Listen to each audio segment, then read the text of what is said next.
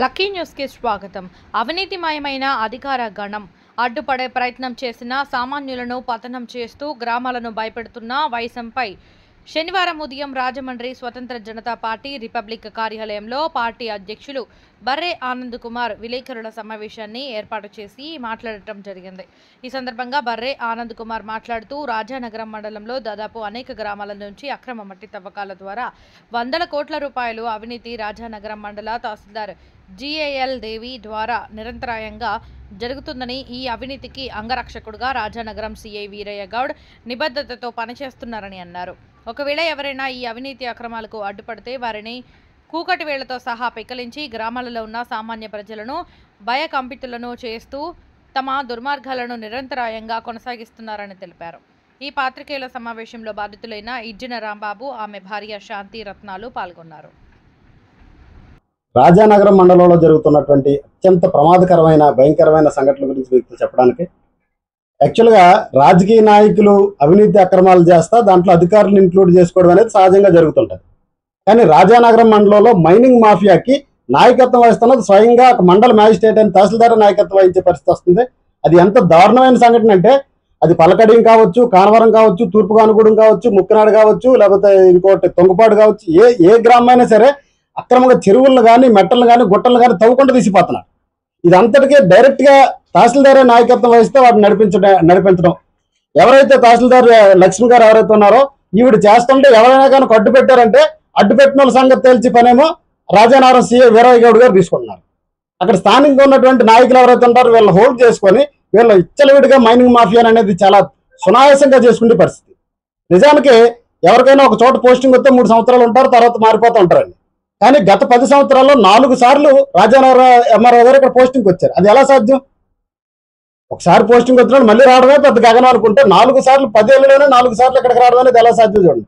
ఎవరైనా ఈ చెరువు తవ్వకాలను కానీ మెట్ట తవ్వకాలను కానీ లేకపోతే ఈ మట్టి తవ్వకాలని ఏదైతే దీన్ని ఉందో దీన్ని అడ్డు పెట్టడానికి ఎవరైనా ప్రయత్నిస్తే వాళ్ళని కూకటి వేలుతో సహా పెకలించాలన్న దుర్మార్గమైన వైఖరితో ఇక్కడ నడుస్తున్నారు. అందులో భాగంగానే రాజానగరం మండలంలో పల్లకడియం గ్రామంలో ఇజ్జిన రాంబాబు గారు అనే ఈయన ప్లస్ ఇంకొక 20 మంది కలిసి అక్కడ ఊర్లో చెరువులను తవ్వేస్తున్నారంట. ఆ చెరువులు తవ్వడం కూడా ఎలాగంటే ఒకే దగ్గర ఒక 20 అడుగులు 30 అడుగులు లోతు తవ్వేడు, మళ్ళీ అక్కడ కొంచెం గడ్డి తగిలితే ఇంకొక జాతరకు వెళ్ళిపోతాడు. ఇలా నడుస్తుంటే అక్కడ కుర్రలు గేదెలు ఏమి మేపుకుంటే కుర్రలు గేదెలు పడిపోయి కాళ్ళు విరిగిపోవడం, గేదెలకు నడుము విరిగిపోవడం, మనుషులకి ఇబ్బంది పడ్డాయి జరుగుతుందని చెప్పి పెద్ద ఆయనకి ఉన్నాడు కదా నేను ముందు పెట్టి మిగతా కుర్రలకు 20 మంది కలిసి జిల్లా కలెక్టర్ గారు కంప్లైంట్ పెట్టారు, మా గ్రామంలో ఇలా అక్రమంగా చెరువులు తవ్వేస్తున్నారని. ఆ ఒక్క కంప్లైంట్ పెట్టిన పాపానికి ఈయన మొదటి సంతకం ఈయన ఉంది కదా, పెద్ద ఆయనకి ఈయన ఉన్నాడు కదా అని చెప్పి ఆ రోజు నుంచి దాడులు చేయడం స్టార్ట్ చేశారు. దాడులు చేస్తున్న దానికి సంబంధించి ఆ ఫొటోస్ వీడియోస్ పోలీసు వాళ్ళకి సబ్మిట్ చేసి పోలీస్ కేసు పెడుతున్నా కూడా, కంప్లైంట్ ఇస్తున్నా కూడా పోలీస్ కేసు నమోదు అవట్లేదు. జిల్లా ఎస్పీ గారికి స్వయంగా తీసుకెళ్లిస్తున్నప్పటికీ కూడా చర్యలు జరగట్లేదు. ఇది జరగకపోతే జూన్ నెలలోనో ఎప్పుడో ఒకసారి ఇంక ఇది నడుస్తుంది అయినా సరే నిలబడ్డారు గట్టిగా. ఇది నిలబడ్డ పాపానికి జూన్ నెలలో ఈయన్ని ఇంకా కంప్లైంటెంట్స్ ఎవరైతే ఉన్నారో వాళ్ళ ఫ్యామిలీస్ ని అటెంప్ట్ మర్డర్ చేసి ఇష్టానుసారంగా ఊరు మధ్యలోనే పెట్టి దారుణంగా కొట్టారు, ఆడ మనుషులని కూడా చూడకుండా. దాని మీద అప్పుడైంది కేసు. జూన్ 6వ తారీఖున జరిగింది. జూన్ 6వ తారీఖున case SC ST atrocity case జరిగింది. కేసు జరిగిన తర్వాత అట్రాసిటీ అయిన తర్వాత కరెక్ట్ గా 6వ తారీఖున ఎప్పుడో జరిగింది. 7వ తారీఖున మరుసటి రోజు నాడే ఎవరైతే దాంట్లో నిందితులు ఉన్నారో వీళ్ళ మీద హత్య ప్రయత్నం చేసినటువంటి దాడి చేసిన నిందితులు ఎవరైతే ఉన్నారో ఈ 16 మందిని తీసుకొని తహసీల్దార్ గారు స్వయంగా రిటర్న్ ఆన్ పేపర్ ఉన్నాడు. ఎంత ధైర్యం చూడండి. ఆన్ పేపర్ ఎవరైతే బాధితులు ఉన్నారో, ఎవరైతే ఫిర్యాదుదారులు ఉన్నారో, ఫిర్యాదుదారులకు సంబంధించిన భూములోకి అధికారులని ప్లస్ ఎక్యూజ్ని అంటే నిందితుల్ని ఒక 50 మంది 60 మంది మారణాయుధాలు పట్టుకొని గుణపాల పలుగులు పట్టుకొని వీళ్ళ భూముల లోపలికి వెళ్ళి బెదిరించడం. అదంతా వీడియోస్ ఫొటోస్ తీసాం. ఆ వీడియోస్ ఫొటోస్ తీసిన వాటిని కూడా మళ్ళీ జిల్లా కలెక్టర్ గారికి సబ్మిట్ చేసాం. సార్ ఎంత దారుణంగా ఉందండి, అట్రాసిటీ కేసు అయిన మరుసటి రోజు నుంచే మళ్ళీ డైరెక్ట్ ఓపెన్ గా అటాక్ చేస్తున్నారని చెప్పినా ఎవరి నుంచి ఎలాంటి స్పందన లేదు. ఇది అయిపోయిన తర్వాత ఈయన దాదాపు పల్లకడియం గ్రామంలోనే దానికి కూడా నడిచింది.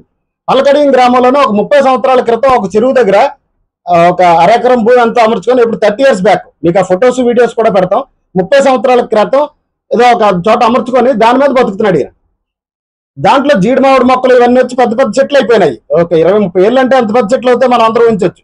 చెట్లు అయిపోయినాయి. అక్కడికి వచ్చి ఇది ఖాళీ చేయాలన్నారంట.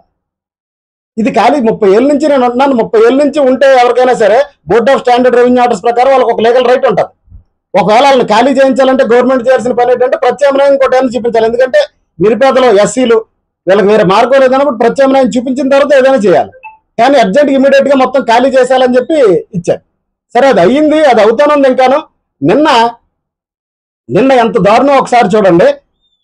ఒక జేసీబీ మిషన్ లో మొత్తం 3 సీఏలు, వేరే వేరే గ్రామాలకు సంబంధించిన విఆర్ఓల్ని, సర్వేర్లని అందరిని కూడా మొదలెట్టి అందరిని అక్కడికి తీసుకొచ్చేసి 100-200 మందిని అకస్మాత్తుగా అనమాట మిషన్లు పెట్టి 30 ఏళ్ళ నుంచి ఉన్నటువంటి ఆ చెట్లు అన్నట్లు పెకలించుకుంటా, వీళ్ళేమో పాపం భార్యాభర్తలు ఇద్దరు ఎవరికే తెలియదు, ముందు తెలియదు, సడన్ గా వచ్చారు. ఒక నోటీస్ లేదు, ఒక ముందస్తు ఇన్ఫర్మేషన్ లేదు. వీళ్ళు గవర్నర్ తలోపలేమంటే పరిగెట్టుకుంటా అక్కడికి వెళ్ళిపోయేసరికి భార్యాభర్తలు ఇద్దరిని పోలీసులు కొట్టుకుంటే చూడండి, ఉగ్రవాదులను తీవ్రవాదులను చేస్తారు చూసారా, కొట్టుకుంటా అక్కడి నుంచి ఈడ్చుకుంటా తీసుకొని వెళ్ళిపోయి జీపులోకి పాడేస్తే ఈయనకి 60 సంవత్సరాలు 65 సంవత్సరాల వయసు అయ్యి, కనీసం ఆ వయసుకైనా ఇవ్వాలి కదండి. కొట్టుకుంటూ తీసుకెళ్ళి జీపులో పాడేసి వాళ్ళు మాట్లాడి మాటలు ఏమన్నారంట, అట్రాసిటీ కేసులు పెడతారో, ఎంఆర్ఓ స్వయంగా మాట్లాడి మాటలు అట్రాసిటీ కేసులు పెడతారో. అంటే వీళ్ళు చెరువులు తవ్వేసుకొని గుట్టలు తవ్వేసుకొని తోసిపోతుంటే ఎవరు మాట్లాడకూడదు, మాట్లాడితే ఇంత దారుణంగా హింసిస్తారు. ఇంచుమించు 60-70 సెంట్ల భూమి ఒక దాంట్ మీద 30 ఏళ్ళ నుంచి ఉన్న జీవనాధారాన్ని ఒక 2-3 గంటల్లో మిషన్లతో మొత్తం కకావకలం చేస్తారండి. 30 సంవత్సరాలు ఇతను జీవనాధారం పోయినట్టే కదండి. ఇంకా నోటికాడ కూడు కొట్టారు కదా, కడుపు కొట్టారు కదా, కూలి పని చేసుకునే వాళ్ళండి. వీళ్ళని తీసేస్తే వీళ్ళకి రేపటి నుంచి బతుకుతారు ఏంటి? అదే గ్రామంలో, పల్లకడియం గ్రామంలో దాదాపు 200 ఎకరాలు ప్రభుత్వ భూములను కబ్జా చేసిన భూస్వాములు ఉన్నారు. వాళ్ళ మీద కలెక్టర్ కంప్లైంట్ పెడితే ఒక్క చర్య లేదు. ఇదే చెరువుకు సంబంధించి ఆక్రమించిన వాళ్ళు ఇంకా ఉన్నారండి. చెరువు దగ్గర గట్ల మీద ఆక్యుపై చేసుకున్న వాళ్ళు చాలా మంది ఉన్నారు. కానీ ఇతను ఒక్కడి మీద ఖాళీ చేయించడం, మిగతా చెరువులు అన్నిటిలో ఉంచడం, మిగతా ఎక్కడైతే గవర్నమెంట్ భూములు ఉన్నా అన్నిటిలో అలా ఉంచడం, 100 ఎకరాల 50 ఎకరాల భూములు ఉన్న భూస్వాములు ఆక్రమించుకున్నట్లు అలా ఉంచారు.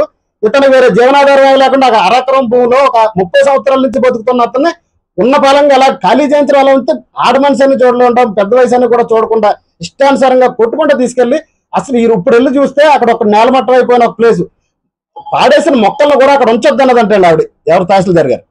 ఆ చెట్లు ఏవైతే ఉన్నాయో ఆ చెట్లు ముద్దులు కానీ వీటిని ఆకులు కూడా ఇక్కడ ఉంచడానికి లేదు, మొత్తం క్లియర్ చేసేయండి అన్నదంట. అంటే వీళ్ళ ఇష్టానుసారంగా మైనింగ్ మాఫియా చేస్తుంటే నిజానికి ఎక్కడెక్కడో చెప్పారు, కొండలను తవ్వేసి చేస్తున్నారు, ఎవరైనా అడ్డొచ్చిన వాళ్ళందరినీ లారీల కింద ఎక్కి తొక్కించేస్తున్నారని చెప్పి.